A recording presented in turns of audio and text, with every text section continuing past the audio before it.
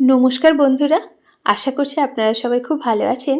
রোজকারের মতো আজকেও একটা রান্না নিয়ে আপনাদের কাছে হাজির হয়েছি। আশা করছি আপনাদের ভীষণ ভালো লাগবে। একেবারেই ঘরোয়া এবং হেলদি আর টেস্টি একটা খাবার। এবার তার জন্যই দেখুন, প্রথমেই আমি এখানে লাউ নিয়ে নিয়েছি। আর আজকের রান্নাটা আশা করছি আপনাদের ভীষণ ভালোও লাগবে। এই লাউ দিয়েই আজকে রান্নাটা বানাবো। একটা খুবই সহজ এবং স্বাস্থ্যকর রান্না। আর লাউয়ের সাথে নিয়েছি দেখুন 1 কাপ পরিমাণ মুসুরির ডাল। মুসুরির ডালটা আমি প্রথমেই বেশ ভালো করে ধুয়ে নিয়েছি। হাতে যদি সময় থাকে তাহলে কিন্তু ডালটা 1 ঘন্টা ভিজিয়ে নিতেও পারেন, তাহলেও রান্নাটা আরও বেশি ভালো হবে।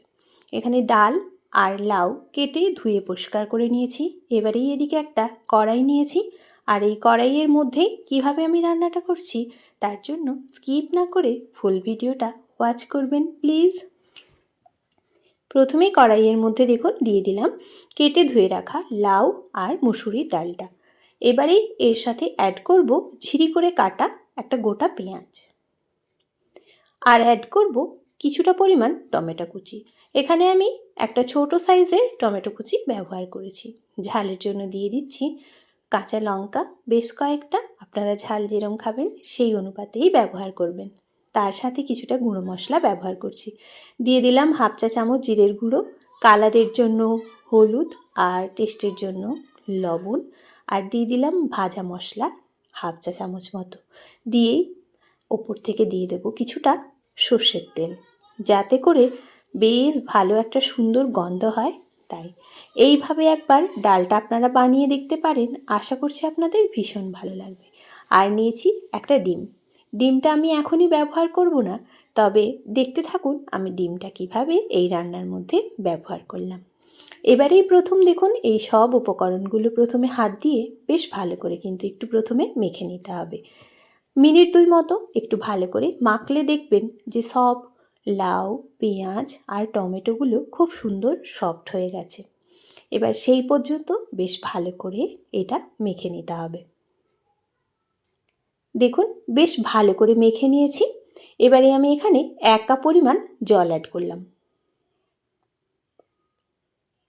দিয়েই বেশ ভালো করে দেখুন ঠিক মিশিয়ে এইভাবে মিশিয়ে কিছু সময় রেখে দেব।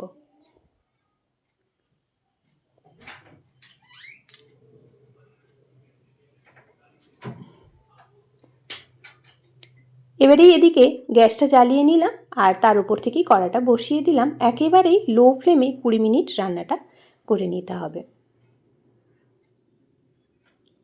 এইভাবে ডালটা রান্না করে দেখুন, আশা করছি আপনাদের ভীষণ ভালো লাগবে।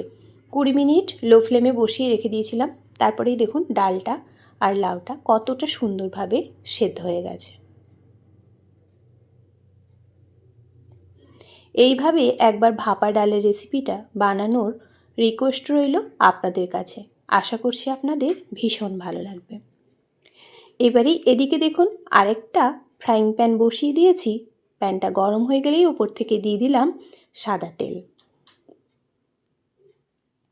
আর আগে থেকে যে ডিমটা আমি ফাটিয়ে রেখেছিলাম, এবার সেটাই দেখুন বেশ সুন্দর করে ভেজে নিচ্ছি। একেবারেই ঝুরু ঝুরু করে ভেজে নেব, যাতে করে কোনো বড় বড় অংশ না থাকে। ডিমটাকে ঠিক এইভাবে ভুজিয়া বানালে যেরকম হয় সেইভাবেই ডিমটা ভেজে নিচ্ছি।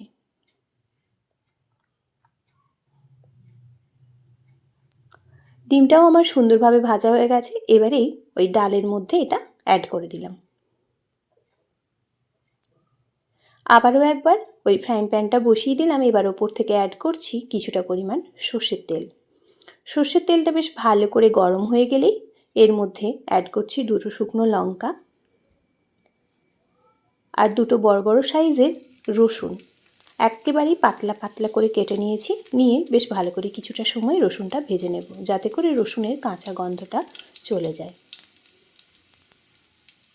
রসুনটা দেখুন বেশ সুন্দরভাবেই ভাজা হয়ে গেছে। এর মধ্যে এবারেই অ্যাড করছি 5 ফোড়ন 1/2 চা চামচ মতো। দিয়ে সুন্দরভাবে ফুটে উঠলেই ওপর থেকে একটুখানি কাশ্মীরি রেড চিলি দিয়ে দেবো, যাতে করে কালারটা খুব সুন্দর হয়। দিয়েই ফোড়নটা দিয়ে দেবো। এইভাবে একবার ডালটা রান্না করে দেখুন, আর কেমন হলো কমেন্ট বক্সে জানাতে কিন্তু কোনোভাবেই ভুলবেন না। এই ডালটা কিন্তু ভাত, রুটি, পরোটা সব কিছুর সাথেই বেশ ভালো লাগে।